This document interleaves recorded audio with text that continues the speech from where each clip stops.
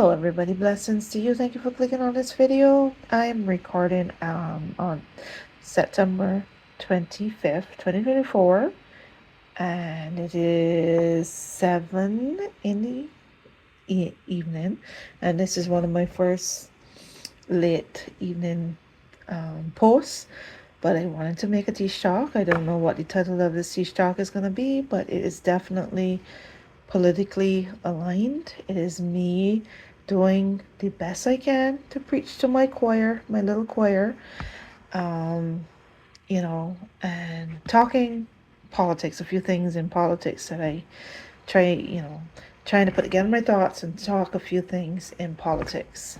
Okay, so we are currently, as I'm recording this video, 41 days until election day.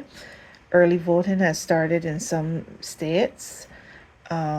The deadline for registration is coming up in some states, and I hope that you guys have been checking your registration, especially depending on where you are. I hope that you know your registration, your voter registration deadline.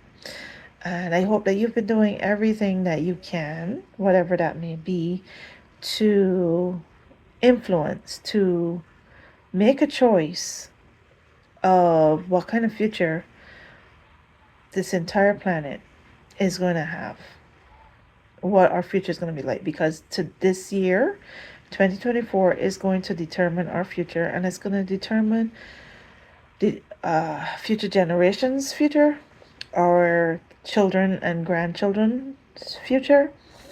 It's going to play a huge impact in whatever the world is going to look like in the next 5, 10, however long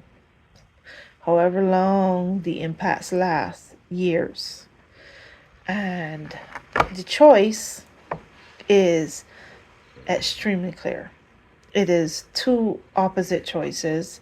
The contrast is very clear, and there are a lot of things that are happening this year, and that has been happening over the last 12 years, but the increase of the type of things happening this year, the historical things, the things that are very memorable, and impactful in our world, it has increased immensely in 2024. A lot is going on, a lot is going on, a lot is going on, a lot is going on. And I am paying attention, and I'm aware of all the things that are going on, but even though it's impossible to be aware of all the details of all the things that are going on, I'm aware of what's happening. And it is my choice to continue to practice making these videos so that I can develop my communication skills, and I know how to pass on information and share truths and help influence and guide and encourage, and, like I said, preach to my choir, preach to the choir, preach to the pro-democracy, pro-progress choir that is interested in peace and interested in a world that is more loving and more united and more kind and more cooperative and more generous and all the good stuff, that is interested in a world that is of truth and love and light. I am interested in finding my people that's interested in making the world a better place, leaving it better than we found it, and doing the best that we can. And I believe that in the future that we are about to walk into, everything is going to be different. It's already different. The world has changed, and it's going to start moving fast. And it's going to be scary if you don't know how to handle your emotions, if you don't know how to discern information, if you don't know how to find your people, your community, if you don't know how to put steps in place to make sure that you're okay. So, as I've shared many times, I'm an introvert and I don't have a lot of people in my life right now. And I have been speaking to my mom today, And I said to her, I'm very glad that up until this point in my life, there have not been a lot of permanent, long term, forever friends in my life, forever people in my life. And the reason that I appreciate that is because as I've reached the age of 42, I don't recognize myself. I'm completely different. I'm a changed person. I am not who I was, and I have to get to know myself. And I'm very, very glad that while I'm getting to know myself, I don't have to reintroduce myself to a lot of people. So when the people that come out into my life as, into my life in the future, they will be getting to know the real me, the me that I always was, but I had to find and become again. I had to strip away, things that didn't belong, emotions and negative thinking and things that didn't belong, so that I could become the person that I always was, but I never really knew how to be. And I have to thank a few pivotal things that happened in the world of the last 12 years that has helped shape me into the person I am. My experiences have shaped me. I lost a child. I went to various churches. I moved out to my Caribbean island, and I grew up and I matured in the United States. And I have met all kinds of people and been all kinds of, like I said, been to different churches and had experiences in different churches.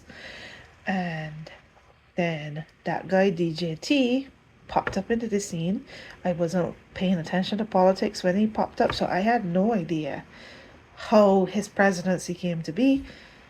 I just was devastated by the fact that it came to be.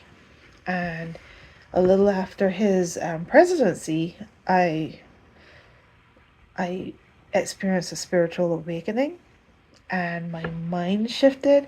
And from that time on, I have been continually being formed and formed and formed into the woman that I am today.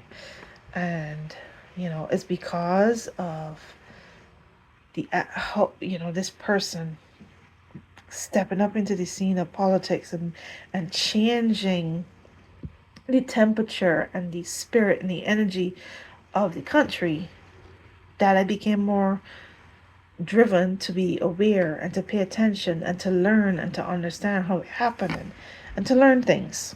And ever since, I have been engaged. I've been learning things. I've connected myself to social media that I wasn't before, and I have also learned what purpose I'm going to have, what purpose I want to have, what purpose I'm pursuing, you know, from here, building the foundations in 2024 towards in the future. And I'm hoping that these elections result, I believe, not hoping, I believe that this election will lead us to the clouds shifting, these clouds that have been hovering over our lives, for the dark clouds, the darkness that has been hovering over our lives for almost 12 years, will start to fade and lose its strength and lose its power. And it's already starting to lose its strength and lose its power. It's weakening. And I use this analogy where I saw this image in my mind of where we're at as a people. And how I saw it is that we were all on a bridge. 2024 is the bridge. And we're all on the bridge. And it is foggy and on the bridge. And we cannot really see ahead. Every time we step forward, the fog backs off, and every time we step forward, it retreats and it goes back a little bit more. And every 2 steps, the next 2 steps is what is clearing for us, but we're never able to see the other side of the bridge. And on the outskirts of the bridge are whoever you want to call it, spirits, darkness, demons, whatever you want to call it. But spirits, dark, whatever. Yeah, and if we and how I see these things are distractions, noise, orchestrated events, things to help to make us take our eyes off the goal, take our eyes off our destination, take our eyes off the prize, and focus on those things. And if we let it make us turn and go towards the edge of the bridge, as soon as we hit the edge of the bridge, it's gonna grab us and pull us off, and we will be one of the people that have been lost to the distraction, lost to the noise, no longer able to hear, no longer able to find our path because we've been pulled off of the path. And another important element of this visual is that we have to do this together. We have to lock arms and we have to cross together. And we cannot let go of the people that we're holding on to, because if we do, we might lose them. They might be one of the people that might go to the edge and be pulled off of the bridge. So that's the kind of the analogy of what I visualize 2024 to be. And I gotta tell you, this is an exhausting journey. It's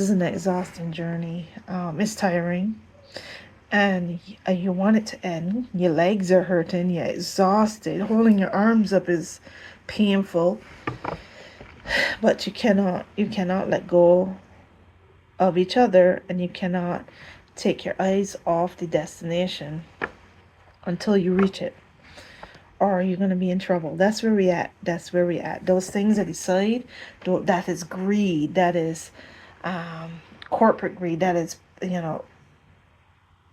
all kinds of forces that just would like us to stay in the darkness. They like us to be their workers. They like us to work till we die.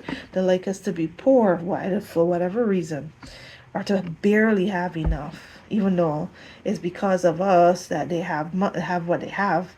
But they would like to have all of it. They like to have a big chunk of what is here, and they're like us to have a little bit less left over, the scraps. And I believe that 2024 is a bridge to change. It's the bridge to something different. And I believe because we are heading into a future where we can communicate with one another and inspire one another, and support each other's little small businesses and handcrafted things, things that have been created from people's hands and their ideas, and we can support each other. This world is going to be a different place, and we have to keep our eyes on the prize, on the destination, so that we get to the other side, so that we change the world. So it's the end of the world as we know it, and we walk into a new world. And there's 3 things I wanted to say in my last minute and a half. Is I had the opportunity to watch the Rachel Maddow MSNBC documentary that she executive produced, which is called From Russia to Lev, and that's a fantastic documentary. By the time I post this video, I probably would have posted something that I had written about it, but it's a very, very, very informative, very well put together, very good documentary, and I am so appreciative of having the opportunity to have seen it. And I would recommend that if you get a chance somehow to see that, to watch that. And I guess what else I wanted to talk about is something that's gonna be longer than the amount of time left in this video. So I just wanted to think about these names. I'm learning things, and I'm learning about the execution of Marcellus Williams. I don't know anything about that case. I don't know anything about Missouri, but I'm learning a little bit about it. And, that kind of made me feel sad. And I feel like we need... And then I'm thinking about Amber Nicole Turman, the medical assistant that died in Georgia 2 years ago in a preventable death, because of the abortion bans. And I just think about the people that are losing their lives, and I think about us keeping our eyes on the destination. Thank you for watching.